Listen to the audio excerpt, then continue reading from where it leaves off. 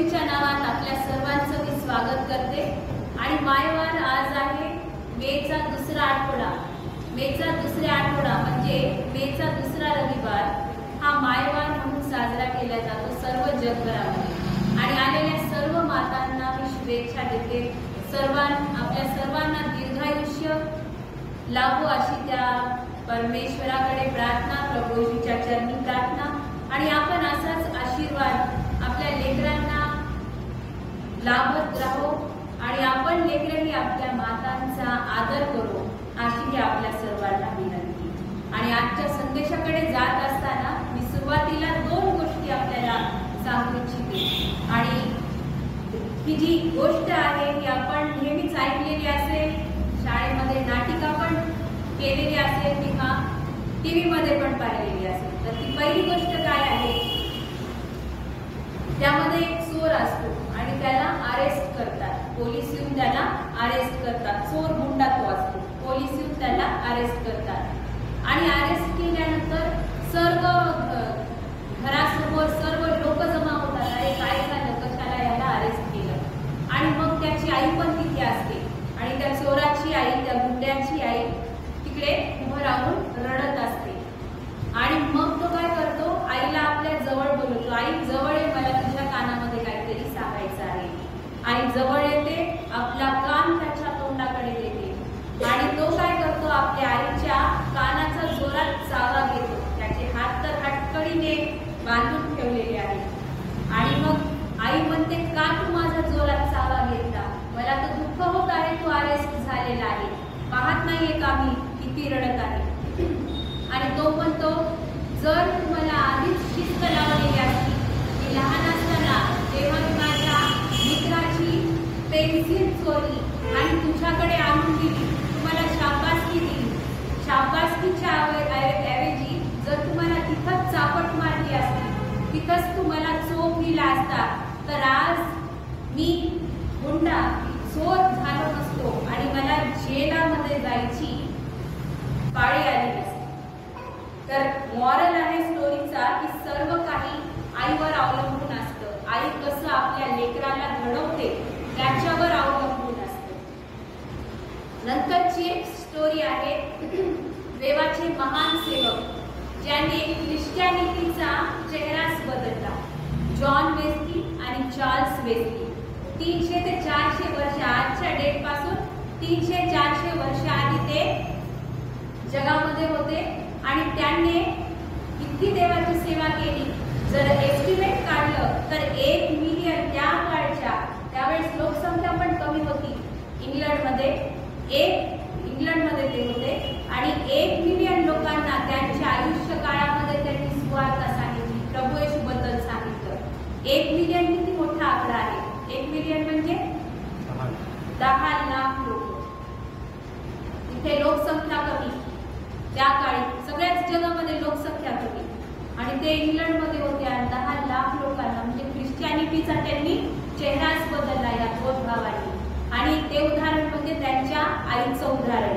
आणि माझे पास्टर बाबा, ख्रिस्तवासी पास्टर मदन मोहन भक्तू यांनी नेहमी हे उदाहरण पुलपिटवर सांगितलेलं आहे आणि हे माझ्या हृदयाला खूप टच पण झालेलं आहे। आणि जेव्हा परमेश्वर मला मातृत्व अनुभव करेल, जेव्हा तुम्हाला आई करेल, नक्कीच मी हे उदाहरण या स्त्रीचं उदाहरण फॉलो करेल। आणि आपण जे ऑलरेडी आई आहात त्यांच्याकडे मी नक्की येईन आपला अनुभव घेण्यासाठी, आपला अनुभव मला लेसन म्हणून घेण्यासाठी। पण आज मी देवाच्या वचनातून आपल्याला सांगू इच्छिते आणि हे उदाहरण देऊन आपल्याला प्रेरणा देऊ इच्छिते। तर ही जी जॉन आणि चार्ल्स वेस्लीची आई जी आहे तिला टोटल 19 लेकरं होती, टोटल 19 लेकरं। आणि 19 लेकरांपैकी 9 लेकरांचा मृत्यू झाला, राहिले 11 लेकरं।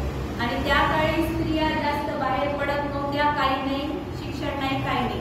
पण हिचं जेमतेम शिक्षण झालेलं होतं, त्याचसोबत आपल्या सगळ्या दिवस काम करायचं, लेकरांची काळजी घ्यायची, हे तिचं डेली रुटीन होतं।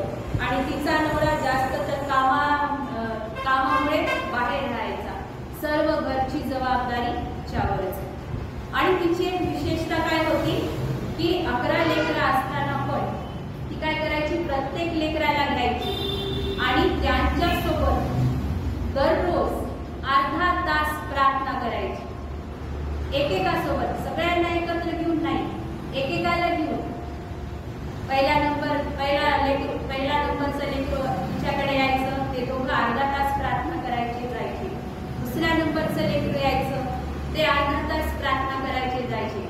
अशी 11 लेकरांची तिने दररोज तिचं ते टाइम टेबल होता. आता आपण इमॅजिन करू शकता की दररोज अर्धा तास आणि 11 लेकरं, आणि आपण बघू शकतो किती टाइम तिने प्रार्थनेमध्ये दिलेला असावा. आणि त्या डेटला तिचे बरेच लेकरं देवाचे सेवक झाले. आणि सगळ्यात मोठे सेवक म्हणजे जॉन वेस्ली आणि चार्ल्स वेस्ली, ज्यांनी ख्रिश्चॅनिटीचा चेहराच बदलून टाकला जगातला. तर ह्या स्टोरीचं मॉरल काय आहे की तिने आपले लेकरं घडवली. जर तिने प्रार्थनाच केली नसती, आपल्या कामातच ती व्यस्त राहिली असती, लेकरांना घेऊन तिने देवाचं शिक्षणच दिलं नसतं, दररोज शास्त्र अभ्यास त्यांचा घेतलाच नसता, तर ख्रिश्चॅनिटीचा चेहरा बदलला असता का आज? नाही, कदाचित आपणही इथे नसतो, वेगळाच काहीतरी इतिहास असता. तर आपण मेन आपल्या संदेशाकडे वळूया. मदर्स डेच्या परत एकदा आपल्या सर्व मातांना शुभेच्छा. आणि मोशेची आई वडील आणि विशेष करून मोशेची आई ह्याच्यावर हा संदेश आहे. तर आपण आपला लॉन्चिंग पॉइंट वाचूया. इब्री लोकास्पत्र 11वा अध्याय आणि 23वे वचन. मोशेचे आई वडील यांनी काय केलं? तो 3 महिन्याचा असतानाच काय त्यांनी केलं? इब्री लोकास्पत्र 11वा अध्याय आणि 23वे वचन. मोशे 3 महिन्याचा आणि काय वाचू आपण?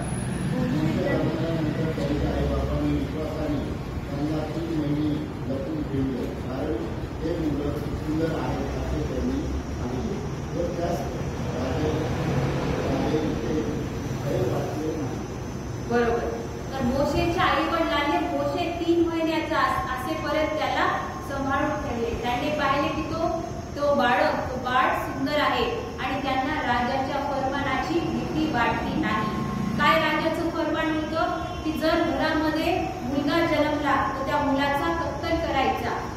आणि नंतर काय राजाने फरमान काढला की त्यांना नाईल नदीतच टाकून द्यायचं. मुलगी असली तर तिला जिवंत ठेवायचं. कारण राजाला भीती वाटलेली होती की हे जे इस्रायली लोक आहेत, देवाचे लोक आहेत, त्यांची संख्या बहुगुणित होत आहे, ते मल्टिप्लाय होत आहे. आणि जर हे काय एकत्र झाले आणि आपल्या दुश्मनांशी जर त्यांची दोस्ती झाली तर मग हे आपल्याला तर संपूर्णच टाकतील. आणि म्हणून राजाने असा फरमान काढला. आणि वचन काय सांगतं की ते लोक विश्वासाने 3 महिने त्या लहान बाळाला, मोशे बाळाला त्यांनी सांभाळलं. बाळाला सांभाळणं सोपं आहे का? नाही यार. मी पण बाळांना पाहिलेलं आहे. आई तर नाकी नवून येते, खूप तिला त्रास होतो. आणि 3 महिन्याचं बाळ म्हणजे घडी घडी त्याला दर 2-2, 4-4 तासाला दूध पाजावं लागतं. बाळ शिसू करतं, ते साफ करावं लागतं. आईला झोप नसते रात्र दिवस. आणि ते बाळ त्यांनी सैनिक फिरतच राहायची गल्लोगल्ल्या त्या काळची. त्यांच्यापासून विश्वासाने त्यांनी ह्या बाळाला, मोशेच्या आई वडिलांनी त्या बाळाला सांभाळलं. आणि जर आपण पाहिलं की देवभीरू लोक आणि देवभीरू आई वडील आज समाजामध्ये डिफरन्स आणतात, ते लोक समाजामध्ये मॅटर करतात. आणि म्हणून देवभीरू लोक, देवभीरू आई वडील हे फार गरजेचे आहेत आजच्या काळात. आणि आज आपण बघत आहोत आमराम हा मोशेच्या वडिलांचं नाव आहे. आणि किती वेगळंच नाव आहे ना, पण त्या नावाचा अर्थ आहे की यहोवाचा मित्र. आमराम म्हणजे यहोवाचा मित्र. आणि मोशेच्या आईचं नाव आहे योकबेद. तिच्या नावाचा अर्थ आहे यहोवाचा गौरव.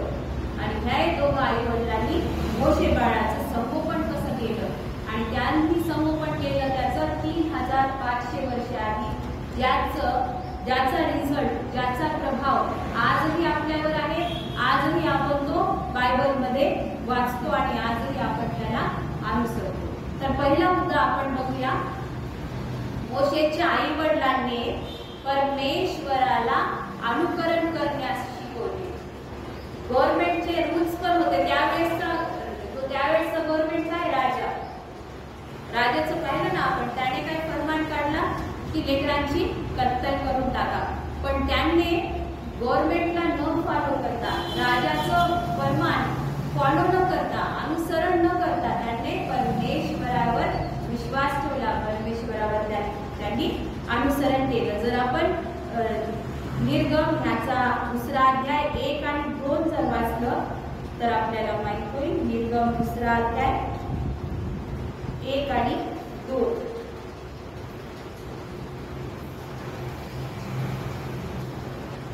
लेवी वंशातल्या एका पुरुषाने जाऊन लेवीची कन्या बायको केली. ती स्त्री गर्भवती होऊन तिला मुलगा झाला. तो बालक सुंदर आहे हे पाहून तिने त्याला 3 महिने छपवून ठेवले. 1 आणि 2. तर आपण तिकडे बघतो इथे काय झालेलं आहे. मोशेचा जन्म झालेला आहे आणि 3 महिन्यापर्यंत त्यांनी त्याला सांभाळून ठेवलं. त्यानंतर 3 महिन्यानंतर तिला अवघड होऊ लागलं कारण बाळाचा आवाज वाढला. आवाज वाढला म्हणजे घरामध्ये बाळ आहे हे येऊन सैनिकांनी नक्कीच पाहिलं असतं. मग आपण जातो. मग आपण परत मागे येऊया.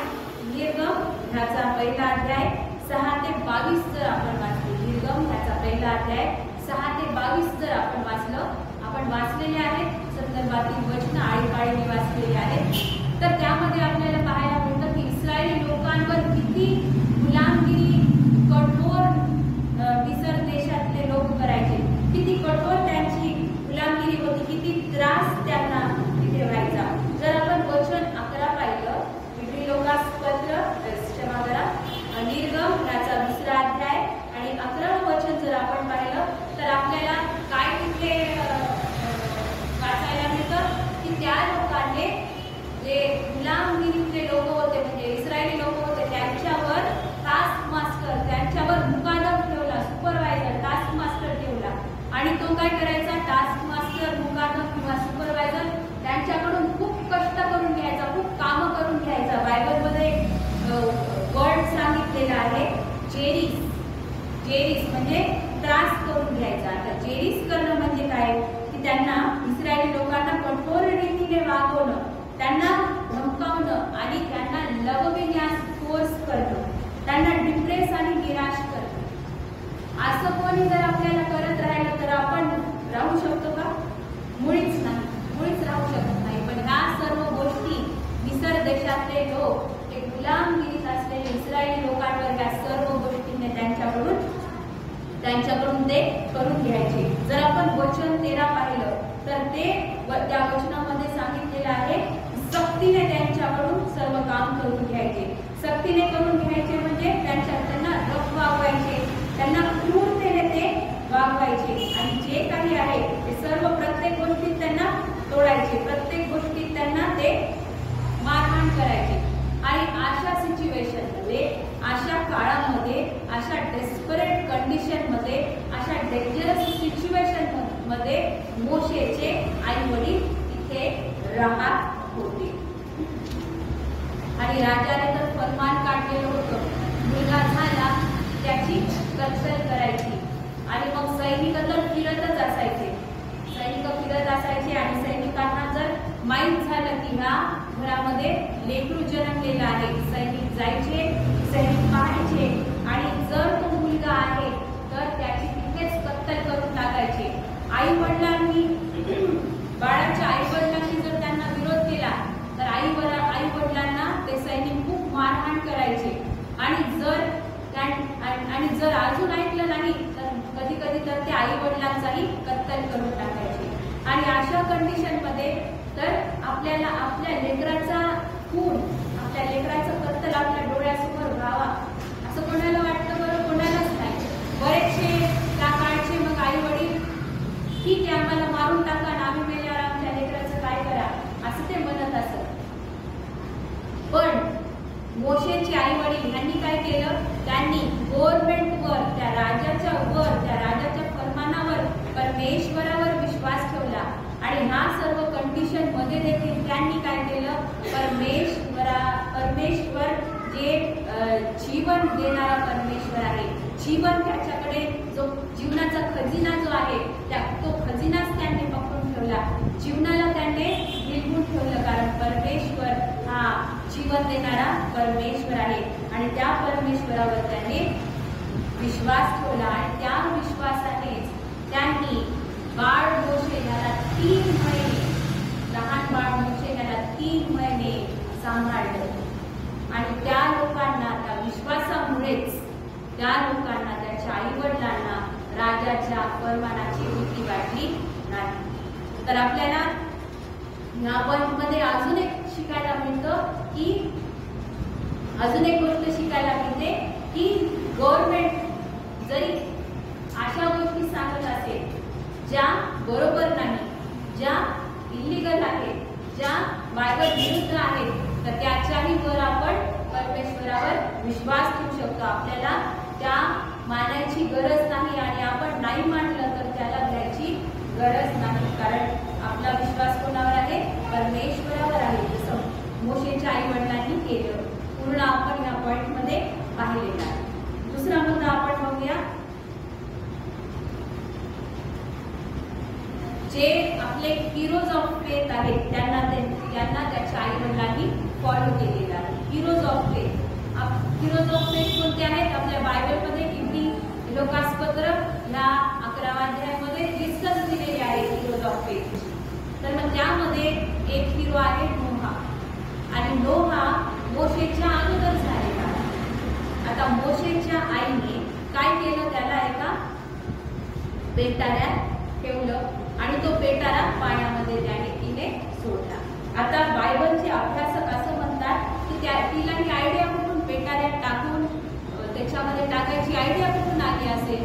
तर बायबलचे अभ्यासक असं म्हणतात की नोहाची गोष्ट तिला त्यावेळेस माहीत होती.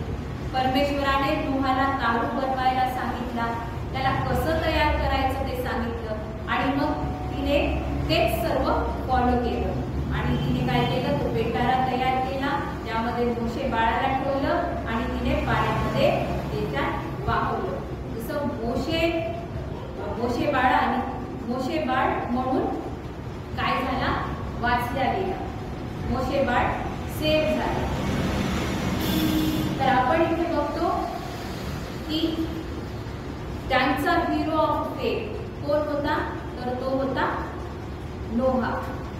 मोशेच्या आई वडिलांचा हिरो ऑफ फेथ नोहा होता. आणि आपणही आपल्या लाईफमध्ये जे आपण ऑर्डिनरी लोक आहोत, तर आपले जे हिरोज ऑफ फेथ आहेत त्यांच्याकडे बघायचं. ते देखील आपल्यासारखेच ऑर्डिनरी होते, पण त्यांनी विश्वास ठेवला एक एक्स्ट्राऑर्डिनरी देवावर आणि एक्स्ट्राऑर्डिनरी लाईफ ते जगले. आणि ही गोष्ट आपण मोशेच्या आई वडिलांकडून शिकतो. तिसरा मुद्दा आपण बघूया, मोशेच्या आईने परमेश्वराची दैवी जे प्रयोजन आहे, दैवी जी काळजी आहे त्यावरती जास्त अवलंबून राहिली. जर आपण पाहिलं यामध्ये आपण निर्गमनाचा 2रा अध्याय आपण पाहिला आणि त्यामध्ये काय आपण पाहिलं की ही जी मोशेची आई आहे तिने तो पेटारा केला आणि पेटाऱ्यामध्ये बाळ मोशेला टाकलं आणि त्याला पाण्यामध्ये तिने सोडलं. आणि तिला काय माहित? फारोची कन्या इकडेच आहे, तो टाइम तिला काय माहित? पण कोणाला माहित होता? प्रभू येशूला माहित होता. मग फारोच्या कन्येला तो सापडेल आणि फारोची कन्या त्या मोशे बाळावर तिने ओळखलं होतं ना, हा तर इकडी बाळ आहे, तर इकडी बाळ दिसते आणि त्या बाळावरती दया करेल हे मोशेच्या आईला माहित होतं का? नाही. पण कोणाला माहित होतं? परमेश्वराला माहित होतं. अशा बऱ्याच गोष्टी. आणि मग मिरियाम, त्याची जी मोशेची बहीण जी आहे मिरियाम पण त्या बाळाच्या पेटाऱ्याच्या मागे ती गेली आणि तिने त्या फारोच्या कन्येला जिला बाळ मोशे सापडला, फारोच्या कन्येला काय बोलायचं, कसं बोलायचं हे तिला कोणी सांगितलं असेल? बायबलचे अभ्यासक म्हणतात परमेश्वरानेच तिला सांगितलेलं आहे. आणि ह्या सर्व गोष्टी दैवी प्रोव्हिजन्स, दैवी केअर मध्ये येतात ना. कधी कधी आपल्याला वाटतं बरं झालं बाबा मी असं बोललो, मी ठरवलं एक होतं पण बोललं असं, हे काय असतं, हे सर्व आपल्या परमेश्वरच आपल्या मनामध्ये टाकतो. आणि ह्या सर्व गोष्टी परमेश्वराने ह्या बाळ मोशेकडून घडून आणल्या, बाळ मोशेच्या जीवनामध्ये घडून आणल्या त्याच्या आईद्वारे. कारण तिने परमेश्वराच्या परमेश्वर जो काळजी करतो त्या परमेश्वरावर तिने विश्वास ठेवला. तर आपण पण जे आई लोक आहेत, परमेश्वर जो आपली काळजी घेतो त्याच्यावर विश्वास ठेवला पाहिजे. आणि बायबल सांगतं, जर दूध पाजवती आई पण आपल्या लेकराला विसरू शकते, पण जो परमेश्वर आहे तो आपल्या लेकरांना कधीच विसरत नाही आणि तो आपल्याला नेहमीच वाचवत राहील. चौथा आणि शेवटचा मुद्दा आपण बघतो की मोशेच्या आईने तिचा जो विश्वास आहे तो विश्वास मोशेमध्ये पास ऑन केला. स्वतःकडेच तो विश्वास ठेवला नाही, तर मोशेकडे तो विश्वास तिने पास ऑन केला. जेव्हा मिरियाम त्याची बहीण फारोच्या कन्येला जेव्हा मोशे बाळ सापडला आणि फारोच्या कन्येने ओळखलं की हे तर इब्री बाळ आहे, ताबडतोब मिरियाम तिकडे गेली आणि काय म्हणाली, त्याला त्याचं पालन पोषण करण्यासाठी, त्याला दूध पाजवण्यासाठी ती इब्री बाईला आणू का. आणि मग जेव्हा फारोच्या कन्याने तिला हो म्हटलं, तेव्हा बायबल सांगतं की फारोची कन्या मोशेच्या आईला म्हणाली की तू याला घेऊन जा आणि माझ्यासाठी तू याला दूध पाजायचं पालन पोषण कर. आणि अजून बायबल पुढे सांगतं की जेव्हा तो मोशे मोठा झाला, म्हणजे त्याचं जेव्हा दूध सुटलं, तिने वापस त्याला फारोच्या कन्येकडे दिले. वापस म्हणजे तो थोडा मोठा झालेला असेल तेव्हा ते काय आणि तो आपल्या आईशी जेव्हा भेटतही होता तेव्हा त्याच्या आईने त्याला शिक्षण दिलं. इस्रायली लोक कोण आहेत, काय आहेत, देव कोण आहे, काय आहे, हे सर्व तिने त्याला सांगितलं. कारण आपण जर ह्या अध्याय वाचला, निर्गम ह्याचा अध्याय 2 वाचला आणि 11वं वचन जर वाचलं तर हे लिहिलेलं आहे, त्याला त्याच्या भावबंधकाची आठवण झाली. जरी 40 वर्षापर्यंत तो राजघराण्यामध्ये सर्व लीजरमध्ये तो राहिला तिथे, तरी पण त्याने राजघराण्यात राहायची, राजमहालात राहायची चॉईस केली नाही, तर तो वापस इकडे आला. वापस तो आपल्या मूळ प्रदेशी तो आला. आणि अजून एक इम्पॉर्टंट आपण वचन वाचूया मोशेबद्दलच. इब्री लोकासपत्र 11वा अध्याय 23 ते 27 आपण वाचूया. इब्री लोकासपत्र 11वा अध्याय 23 ते 27 मोशेबद्दल काय तिथे लिहिलेलं आहे. आणि ह्या सर्व गोष्टी मोशेच्या आई वडिलांनी, स्पेशली मोशेच्या आईने या सर्व गोष्टी त्याला सांगितल्या, या सर्व गोष्टी त्याला दिल्या. तिचा विश्वास जिवंत परमेश्वराचा आपल्या लेकराला तिने सांगितलं. वाचूया आपण. मोशे जन्मल्यावर त्याच्या आईबापांनी विश्वासाने त्याला 3 महिने लपवून ठेवले, कारण तो मूळ सुंदर आहे असे त्यांनी पाहिले व त्यास राजआज्ञेचे भय वाटले नाही. मोशेने प्रौढ झाल्यावर आपणास फारोच्या कन्येचा पुत्र म्हणण्याचे विश्वासाने नाकारले. पापाचे क्षणिक सुख होऊन यापेक्षा लोकांच्या वेळेत हे त्याने ख्रिस्ताचा अपमान सोसणे हे मिसर देशाच्या धननिधीपेक्षा उत्तम संपत्ती आहे असे त्याने कळले. कारण त्यांची दृष्टी प्रतिफळावर होती. त्याने राजाच्या लोकांना विश्वासाने मिसर देश सोडला, कारण तो अदृश्य आहे. त्याला जणू काय पाहत असल्यासारखं त्याने धीर घेतला. आपण प्रत्येक वचनामध्ये वाचलेलं आहे विश्वासाने प्रत्येक मोशेच्या जीवनामध्ये जी घटना घडली वचनात आपण वाचलेलं आहे. विश्वासाने असं झालं, विश्वासाने तसं झालं. आणि जर आपल्याला चॉईस दिली की आपण कुठे राहू, चांगल्या आयुष्य आरामाचं आरामाचं आयुष्य जगू का दुसरीकडे जे आपले लोक आहेत ऐशो आरामाचं आयुष्य, जे परमेश्वराचे लोक नाहीत त्यांच्याकडे ऐशो आरामाचं आयुष्य आहे. तर आपल्याकडे ऑप्शन आहे हे आयुष्य किंवा जे देवाचे लोक आहेत त्यांच्यासोबत खडतर आयुष्य. तर आजच्या डेटला लोक काय करतील, जे ऐशो आरामाचं आयुष्य आहे नाही, आजचे लोक खूप हुशार असतात. ते काय म्हणतात, ठीक आहे आम्ही ऐशो आरामाचं आयुष्य जगतो, आम्ही देवालाही सोडणार नाही, तिथे जाऊन आम्ही देवाचं सांगू, प्रार्थना करून त्यांना म्हणू. आजचे लोक असे हुशार असतात. पण आपण मोशेला जर पाहिलं, मोशेचं जर उदाहरण पाहिलं तर त्याच्याकडे राजघराण्यामध्ये तो 40 वर्ष राहिला. 40 वर्षापर्यंत तो त्या महालामध्ये राहिला. सर्व प्रकारचे ऐशो आराम, प्रिन्स राजकुमार म्हणून तो तिकडे राहिला आणि त्याला वापस तो तिथे जाऊ पण शकत होता. पण त्याने काय निवडलं, क्लेशामध्ये त्रासामध्ये देवाच्या लोकांसोबत राहण्याचं त्याने निवडलं, त्या विश्वासामध्ये त्याने राहण्याचं निवडलं. आणि आपल्याला माहित आहे मोशेच्या गोष्टीमध्ये इस्रायली लोकांनी किती मोशेच्या मागे धुडधूड केली, किती त्याला राग आणला, किती त्याला काय काय केलं. एक वेळेस तर अशी आली की तो म्हटला, परमेश्वरा देव बाबा तू जर यांना जर तू हे करत असशील तर माझंही नाव जीवनी पुस्तकातून काढून टाक.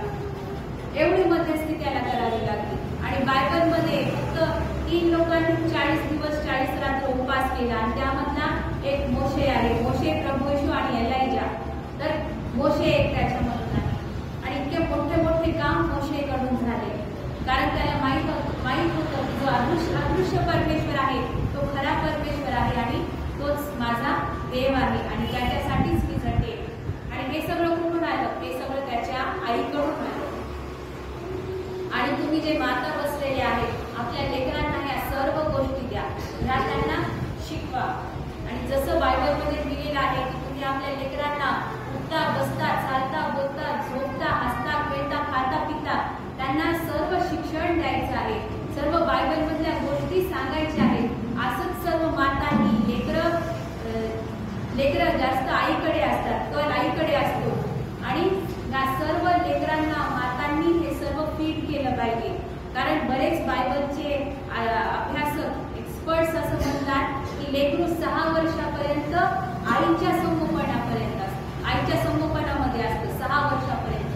आणि 6 वर्षानंतर मग पप्पांचा रोल येतो, मग त्या बाळाच्या बाबांचा, वडिलांचा, डॅडीचा रोल येतो. तोपर्यंत फुल टू आईकडेच असतं बाळ 6 वर्षापर्यंत. तर मग 6 वर्ष, आणि सायन्स पण सांगतं की 5 वर्षापर्यंत ब्रेन खूप डेव्हलप होतं. म्हणून तुम्हाला लेकराला 5 वर्षापर्यंत तुम्हाला जे काही शिकवता येतं, जे काही करता येतं ते सर्व तुम्ही करा. तर मग मातांना स्पेशल विनंती आहे की या सर्व गोष्टी आज आपण ज्या पाहिल्या त्या सर्व गोष्टी लेकरांकडून कराव्या. लेकरांची जबाबदारी परमेश्वराला घेऊन घ्यावी. कारण जॉन वेस्ली आणि चार्ल्स वेस्लीच्या आईबद्दल जेव्हा मी वाचत होते की मी म्हटलं थोडं सखोल तुम्हाला तिच्याबद्दल सांगावं, तर त्यामध्ये एक वाक्य लिहिलेलं होतं की तिचं रिलेशनशिप, तिचं नातं परमेश्वरासंगती एक सिरियस नातं तिने घेतलं आणि म्हणून तिने ती जगली.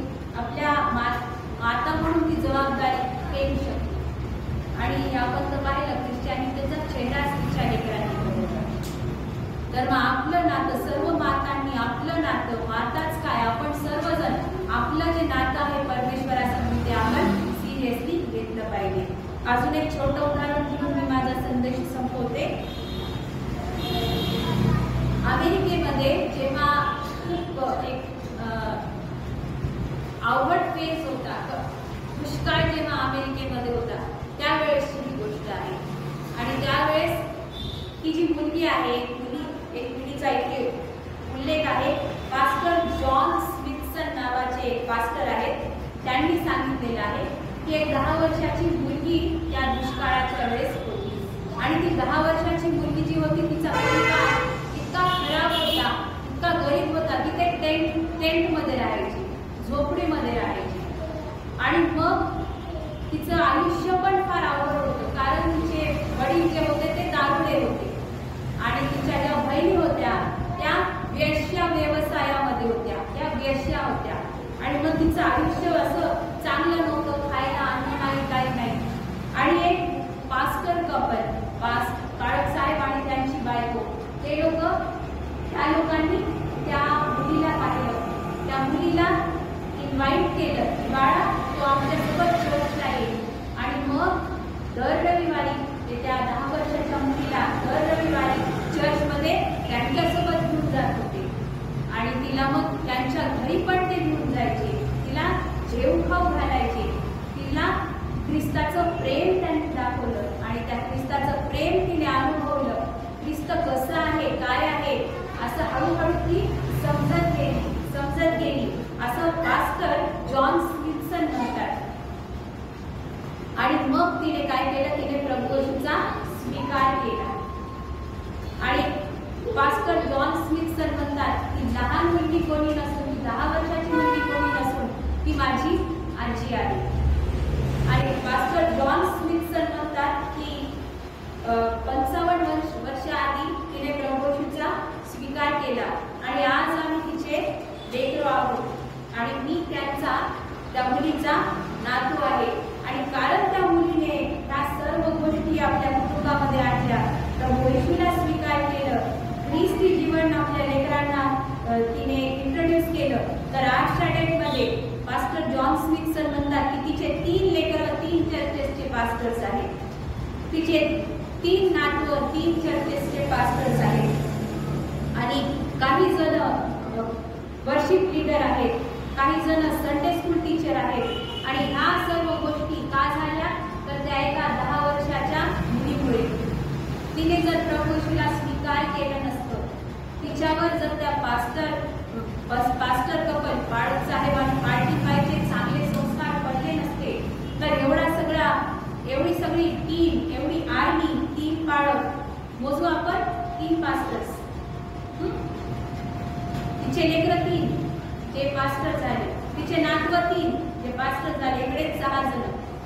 आणि अजून काय म्हणतात, काही जण वर्शिप लीडर नाही, लीडर्स किती आहेत माहीत नाही. काही जण संडे स्कूल टीचर नाही, टीचर्स. म्हणजे एका मुलीमुळे एक आर्मीच तयार झाली परमेश्वराचं राज्य वाढवण्यासाठी. तर सर्व मातांना विनंती आहे की वडिलांपेक्षा जास्त एका आईवर, एका स्त्रीवर सर्व काही अवलंबून असतं. जर तुम्ही जसं त्यांना वळण लावाल त्या प्रकारे ते वळतील. आणि नक्कीच आई वडील आणि स्पेशली आई समाजामध्ये, लेकरांच्या आयुष्यामध्ये एक डिफरन्स आणू शकते. असं म्हणायचं नाही की तू लहान आहे आता काय समजतं. जेव्हा बाळ पोटामध्येच असतं तेव्हा तुम्ही गर्भसंस्कार काय देता म्हणता. मग बाळ थोडंसं मोठं झालं तर लहान कसं आहे, बायबल सांगतं जिथे गरज आहे तिथे त्याला नक्की लाड करायचा, पण जिथे गरज आहे तेव्हा त्याला सटका पण द्यायचा. आम्हाला तर आमच्या आईबाबांनी खूपच मार दिला, आईबाबांनी मार दिला, मामांनी मार दिला, आजी आजोबांनी चांगलं मारलं आणि म्हणून आज आम्ही ओके आहोत. जर मारच नाही दिलं तर मग आपण काय असतो. आणि आशा करते की आजचा संदेश आशीर्वादित आपल्यासाठी ठरलेला असेल आणि सर्वांना, सर्व मातांना मातृदिनाच्या शुभेच्छा आणि सर्व लेकरांनी आपल्या आईचा